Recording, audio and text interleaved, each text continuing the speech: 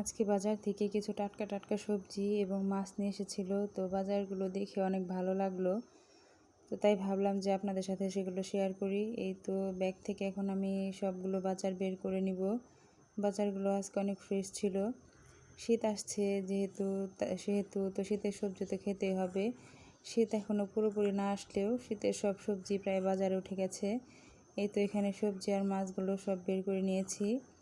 এখানে ছোট ছোট কিছু মাছ নিয়ে এসেছিলো। মাছগুলো অনেক ভালো ছিল।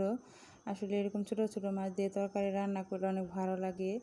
এদিকে পুঁটি মাছও এনেছিল, তারপর নলা এনেছিল, একটা বড় দেখে পাঙ্গাস এনেছিল, আর বাচ্চাদের জন্য কিছু শিং মাছ এনেছিল। আর আমাদের বাড়ির সবাই প্রায় পাঙ্গাস মাছটা অনেক পছন্দ করে। তো এই দিকে মাছগুলো কাটা শুরু করে দিয়েছে, আর আমি এখন রান্না করার জন্য এই লাউটা কেটে নিব। আজকে লাউ দিয়ে মাছের মাথা রান্না করব। মাছের মাথা দিয়ে লাউ রান্না করলে অনেক ভালো লাগে। আপনারা কে কী দিয়ে লাউ রান্না করেন সেটা শেয়ার করবেন কমেন্টে। এই তো এখন আমি লাউগুলোকে এইভাবে কেটে নেব। আমরা তরকারি রান্না করলে সবসময় এইভাবেই কেটে নেই, আরেক রকমভাবে কাটি, তো ভাবলাম আজকে এইভাবেই কেটে নেই। এই তো লাউগুলো আমি কেটে নিচ্ছিলাম। অন্যদিকে আমার ভাবি আর আমার শাশুড়ি মাছগুলো কেটে নিচ্ছিল। আসলে আজকে দুপুরে এখনও রান্না করা হয়নি, তো তাই ভাবলাম যে আমি রান্না করে ফেলি আর ভাবি আর মা মাছগুলো কেটে নেক। এখন এখানে আমি লাউগুলো ভালোভাবে কেটে নিয়ে তারপরে রান্না করার জন্য চলে যাব। এই তো লাউগুলো আমার প্রায় কাটা হয়ে গেছে। এখন এগুলোকে আমি ভালোভাবে ধুয়ে পরিষ্কার করে নিব। আসলে শীতের দিনে এরকম টাটকা টাটকা সবজি খেতে ভালোই লাগে। গরমের দিনে এত এরকম ভালো সবজি না পাওয়া গেলেও শীতের সময় সবজিগুলো অনেক ফ্রেশ পাওয়া যায়। আমি যেভাবে লাউ দিয়ে মাছের মাথা রান্না করি সেটা আপনাদের সাথে শেয়ার করছি। এই তো এখানে আমি লাউটা রান্না করার জন্য এখানে পরিমাণ মতো পেঁয়াজ আর কাঁচামরিচ দিয়ে দিলাম।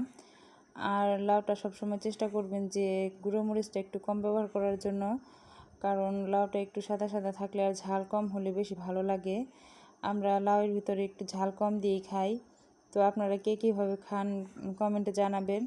এই তো এখানে আমি সব ধরনের গুঁড়ো মশলা দিয়ে দিচ্ছিলাম।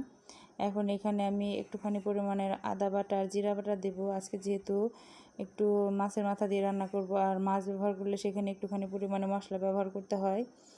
আজকে মাছগুলো কষিয়ে রান্না করব, কারণ টাটকা মাছ দিয়ে একটু কষিয়ে রান্না করলে বেশি ভালো লাগে। আর মাছের মাথাটা সবসময় আমরা কষিয়ে রান্না করি। যখন মাছটা টাটকা থাকে তখন রান্না করলে বেশি ভালো লাগে। আমরা সবসময় চেষ্টা করি যে টাটকা মাছের মাথা দিয়েই লাউ তরকারিটা রান্না করার জন্য। এই তো মাছের মাথাগুলো আমি ভালোভাবে কষিয়ে নিচ্ছিলাম। এখন এখানে কষানো হয়ে গেছে। এখন আমি লাউগুলো দিয়ে দিব। লাউগুলো দেওয়ার পর এখানে ভালোভাবে নাড়াচাড়া দিয়ে কিছুক্ষণের জন্য ঢেকে দেবো। এখানে পাতিলটা একটু ভরে গিয়েছিল আজকে, তো এটা কিছুক্ষণ ঢেকে রাখলে এটা একটু নরম হয়ে নিচে চলে যাবে। এখন আমি আমার শাশুড়ি এখানে গরুর দুধ বানিয়ে রেখেছিল, সেগুলো এখন বোতলে বোতলে ভরে রাখবো। আর আমরা যেটুকু জাল দিই সেটুকু পাতিলে ঢেলে নেব। এই তো দুধ ভরতে ভরতে এদিকে আমার তরকারিটা প্রায় হয়ে গিয়েছে। আপনারা দেখতে পাচ্ছেন যে তরকারির কালারটা কত সুন্দর হয়েছে। এদিকে এসে দেখি মাছগুলো প্রায় কাটা হয়ে গিয়েছে, অন্যদিকে আমার তরকারিটাও প্রায় হয়ে গিয়েছে। আজকে আমি তরকারিতে ধনিয়া পাতা ব্যবহার করেছিলাম।